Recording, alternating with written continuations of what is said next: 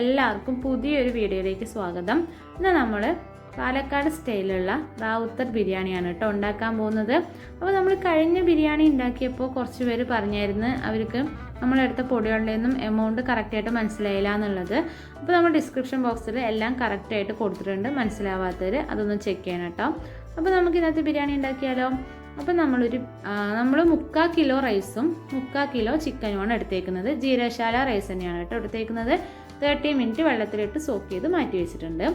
നമ്മളൊരു ബിരിയാണി പോട്ട് വെച്ചിട്ട് 2 table spoon ഓയിലും 2 ടേബിൾ സ്പൂൺ ഗീയും ചേർത്ത് കൊടുക്കുക. അത് ചൂടാകുമ്പോൾ നമുക്ക് അതിലോട്ട് 2 പച്ചമുളക് ചേർത്ത് കൊടുക്കുക.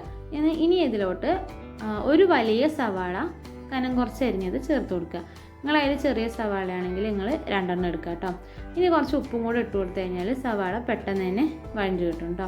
അപ്പോൾ ഞാൻ ഈ ബിരിയാണി ആദ്യമായിട്ട് കഴിക്കുന്നത് മാരേജിന് ശേഷമാണ്. ഇക്കാൻ്റെ വാപ്പ നല്ല സൂപ്പറായിട്ട് തന്നെ ഈ ബിരിയാണി കുക്ക് ചെയ്യും കേട്ടോ.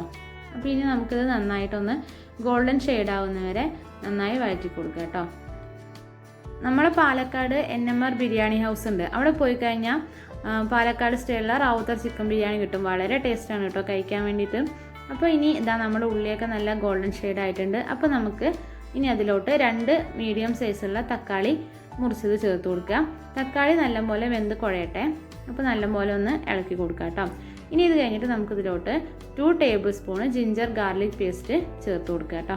ഇനി അത് കഴിഞ്ഞിട്ട് നമ്മൾ 1 കൈപ്പിടി മല്ലിയിലയും 1 കൈപ്പിടി പുതിനയിലയും ചേർത്ത് കൊടുക്കണം. ഈ ബിരിയാണീൻ്റെ ഒരു മെയിൻ അട്രാക്ഷൻ എന്ന് പറയുന്നത് ആ റെഡ് കളറും പിന്നെ പുതിനയിലേൻ്റെ ആ ഒരു സ്മെല്ലുമാണ് കേട്ടോ. ഇനി ഇതിലോട്ട് ഒരു വലിയ നാരങ്ങയുടെ നീരും 2 ടേബിൾ സ്പൂണ് കർഡും ചേർത്ത് കൊടുത്തിട്ട് ഒന്ന് ഇളക്കി കൊടുക്കുക. ഇനി ഇതിലോട്ട് നമുക്ക് പൊടികൾ ആഡ് ചെയ്ത് കൊടുക്കണം. അപ്പോൾ 2 ടീസ്പൂണ് മുളക് പൊടിയും നല്ല മുളക് പൊടി, 1.5 ടേബിൾ സ്പൂണ് കാശ്മീരി ചില്ലി പൗഡറും 1.5 ടേബിൾ സ്പൂണ് ഗരം മസാലയും ചേർത്ത് കൊടുക്കണം.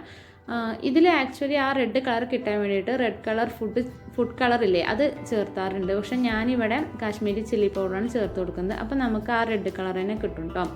അപ്പോൾ പൊടികളുടെ പച്ചമണം മാറുന്നവരെ നന്നായിട്ട് ഇളക്കി കൊടുക്കുക. ഇനി നമുക്ക് ചിക്കൻ ചേർത്ത് കൊടുക്കാം. എന്നിട്ട് നമ്മൾ ഈ മസാലയൊക്കെ ചിക്കനിൽ പിടിക്കുന്ന രീതിയിൽ നന്നായിട്ട് ഇളക്കി കൊടുക്കുക. ഇനി ലോ ഫ്ലെയിമിലിട്ട് ഇത് അടച്ച് വെച്ചിട്ട് നമുക്ക് 5 മിനിറ്റ് ഒന്ന് കുക്ക് ചെയ്തെടുക്കാം. അപ്പോൾ ചിക്കൻ ഒരു പകുതി വേവായിട്ട് കിട്ടും കേട്ടോ. ഈ ബിരിയാണി ഉണ്ടാക്കാൻ വളരെ സിമ്പിളല്ലേ. നമുക്ക് ചിക്കനും റൈസും നമ്മൾ ഒരുമിച്ചിട്ടിട്ടാണ് വേവിച്ചെടുക്കുന്നത് കേട്ടോ. അപ്പോൾ നമ്മളെ ചിക്കൻ റെഡി ആയിട്ടുണ്ട്. ഇനി നമുക്കിതിലോട്ട് വെള്ളം ചേർത്ത് കൊടുക്കണം. നല്ല ചൂടുള്ള വെള്ളം തന്നെ നിങ്ങൾ ചേർത്ത് കൊടുക്കണം കേട്ടോ. അപ്പോൾ ആവശ്യത്തിന് ഉപ്പൊക്കെ ഇട്ട് കൊടുക്കണേ. ഇനി ഞാനിപ്പോൾ ഈ വെള്ളം ഒഴിക്കുന്ന പാത്രത്തിൽ 1 പാത്രം അരിയാണ് എടുത്തേക്കുന്നത്. അപ്പോൾ 1.5 പാത്രം വെള്ളം ഒഴിച്ച് കൊടുക്കുക കേട്ടോ. എന്നിട്ട് ഉപ്പുണ്ടോ നോക്കിയിട്ട് നമുക്കൊന്ന് അടച്ച് വയ്ക്കാം. അപ്പോൾ ചൂടുവെള്ളം ഒഴിച്ച് കൊടുത്തോണ്ട് തന്നെ വെള്ളം പെട്ടെന്ന് തിളച്ച് കിട്ടിയിട്ടുണ്ട്. അപ്പോൾ ഇനി നമുക്കിതിലോട്ട് നമ്മളെ ഉപ്പിൻ്റെ ടേസ്റ്റൊക്കെ ഒന്ന് നോക്കിയിട്ട് വെള്ളത്തിൽ ഉപ്പ് എന്നും കുറച്ച് മുന്നിട്ട് നിൽക്കട്ടെ കേട്ടോ. അപ്പോൾ ഉപ്പൊക്കെ കറക്റ്റാണ്. ഇനി നമുക്കിതിലോട്ട് നമ്മൾ മാറ്റി വെച്ചേക്കുന്ന അരി ചേർത്ത് കൊടുക്കുക. അരി ചേർത്തിട്ട് നമ്മൾ തിളയ്ക്കുന്ന വരെ ഹൈ ഫ്ലെയിമിലിട്ട് കൊടുക്കണം കേട്ടോ. അപ്പോൾ അരി ചേർത്ത് കൊടുത്തിട്ട് നന്നായിട്ടൊന്ന് ഇളക്കി കൊടുക്കുക. എന്നിട്ട് നമുക്കത് അടച്ചു വയ്ക്കാം. അപ്പോൾ അരി തിളയ്ക്കുന്ന വരെ ഹൈ ഫ്ലെയിമിലിട്ട് കൊടുക്കുക. തിളച്ചതിന് ശേഷം ഒന്ന് ഇളക്കി കൊടുത്തിട്ട് നമ്മൾ ലോ ഫ്ലെയിമിലോട്ട് മാറ്റുക. എന്നിട്ട് നമ്മളൊരു 20 മിനിറ്റൊക്കെ നമ്മൾ ലോ ഫ്ലെയിമിൽ ഇട്ട് വെക്കുകയാണെന്നുണ്ടെങ്കിൽ നമുക്ക് നമ്മളെ ബിരിയാണി റെഡിയായി കിട്ടും കേട്ടോ.